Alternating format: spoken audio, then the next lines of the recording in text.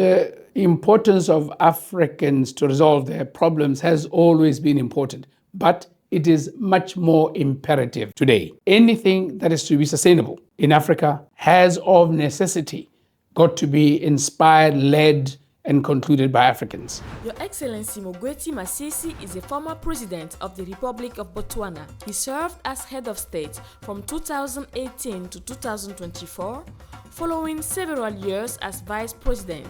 Known for his focus on governance and economic reform, he remains an active voice in African leadership and peace discussions. I would like to motivate, encourage the leaders of Africa, the citizens of Africa, to always give peace a chance, to remain perennially hopeful and be perennial optimists, because the best place to be in the world and build peace with sustained prosperity for an enduring period of time is naturally Africa.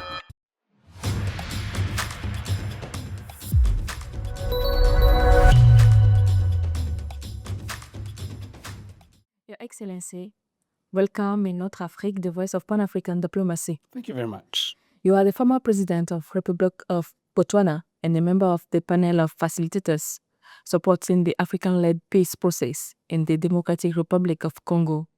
And we are very honored to welcome you once again in Notre Afrique, the voice of Pan-African diplomacy. And I'll start with the first question. At this stage of the discussions, how do you assess the political importance of the Lomé meeting for the peace process in RDC and the Great Lakes region? Thank you very much for the question. I think the political importance of the Lomé meeting could never be underestimated. It is actually the pinnacle of other meetings that have taken place, which resulted in this engagement, which precedes the direct engagement by all the facilitators under the leadership of our mediator, President Nasimbe, in the region. As we've resolved, we will go to Kinshasa and meet President Tshisekedi. We will go to Kigali and meet President Kagame. All 6 of us, 5 facilitators led by our mediator. Post that, we will visit Bujumbura, meet the president of Burundi. We will go to Kampala, meet the president of Uganda, and we will meet with M23 AFC. And one of the key objectives of this meeting is to strengthen coherence among African mediation initiatives. Why is this coherence particularly critical at this point in the process? This coherence is critical because past efforts, past architecture that were premised on the 2 individual regional economic organizations, being the East African Community, being SADC, have had their experiences of limited success. And they both recognized that they did not succeed as well individually, and so they merged as the Nairobi process was merged with the Luanda process, which culminated in the Washington representing the Luanda process and the Doha representing the Nairobi process. So this merger has resulted in the necessity of this meeting and the acknowledgement that this architecture is a more durable and respected one. And Your Excellency, let me ask, why is it important today for Africans to resolve themselves African problems? You know, the importance of Africans to resolve their problems has always been important, but it is much more imperative today. Take it this way. These processes started in Africa through the Nairobi process led by President Uhuru Kenyatta then, and the Luanda process led by President of Angola. Then they were adapted, finalized in Washington and Doha, outside Africa. The fact is the field presence is in Africa. The fact is the immediacy of consequences of an absence of peace are felt in Africa. The fact is the neighbors to where the conflict zone is in Africa. The geography presents that. The geopolitical situation presents that. And so, whether we like it or not, it's an African problem requiring Africans who are in the neighborhood, Africans who feel it, to come back and implement. So anything that is to be sustainable in Africa has of necessity got to be inspired, led, and concluded by Africans. After all, it's our peace before it's a piece of anybody else. And we are Africans. Exactly.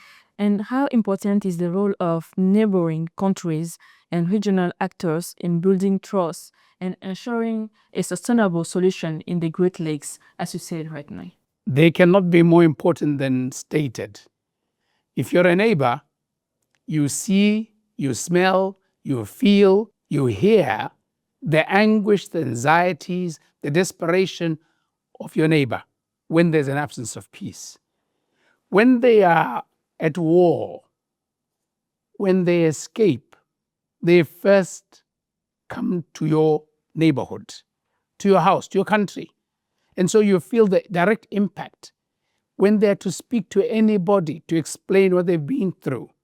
When they seek shelter, they come to the neighborhood. And so the neighbors are absolutely critical. We are deeply involved. Besides, when there's prosperity, when there's hope, when there's success, the neighbors feel it, because it is those who are in war who prosper, and prosperity is shared. The neighborhood can never be not part of the solution. These processes often require difficult compromises. And in the context of the discussions taking place here in Lomé, how can leaders move toward compromise while preserving fundamental principles such as sovereignty and national dignity? The fundamental prerequisite to compromise is brutal honesty. We have got to be honest with each other. We've got to be sincere. And in acknowledging that sincerity, and also you give space for it to occur. And part of giving space for it to occur, you allow for dialogue, open, transparent, protected dialogue of all parties. Young people, children, women, vulnerable lot, elderly, political actors, religious groups, traditional leaders, everybody has a voice. And in that platform, you allow for opportunity for those listening, however they might have disagreed, to embrace the views, the opinions, the anguish of others. And you as facilitators, you help others see the other side of the story. And you ask them to shift and compromise. That is the route we want to take. And it's not a blame game.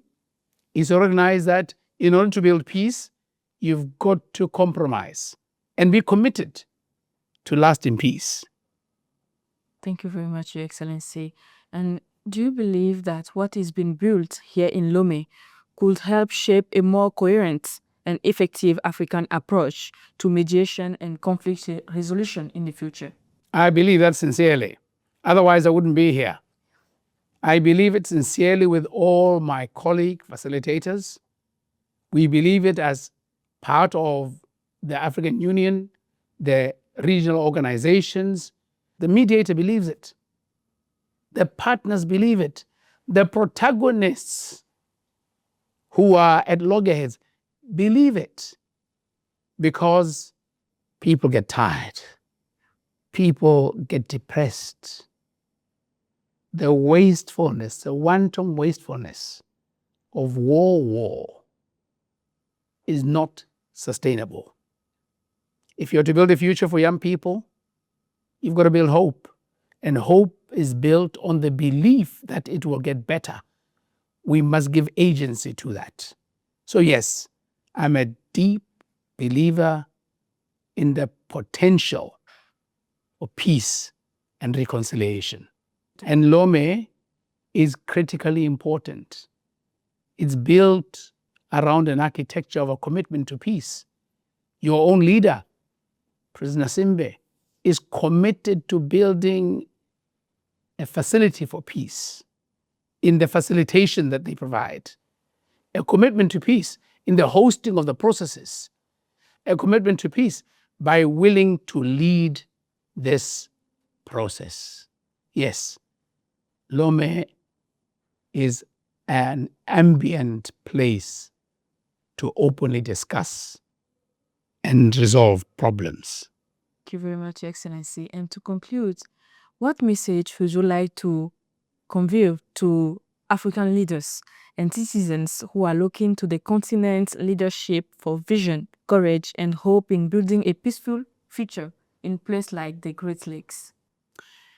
I would like to motivate, encourage the leaders of Africa, the citizens of Africa, to always give peace a chance, to remain perennially hopeful and be perennial optimists, because the opportunity cost of an absence of peace is regression.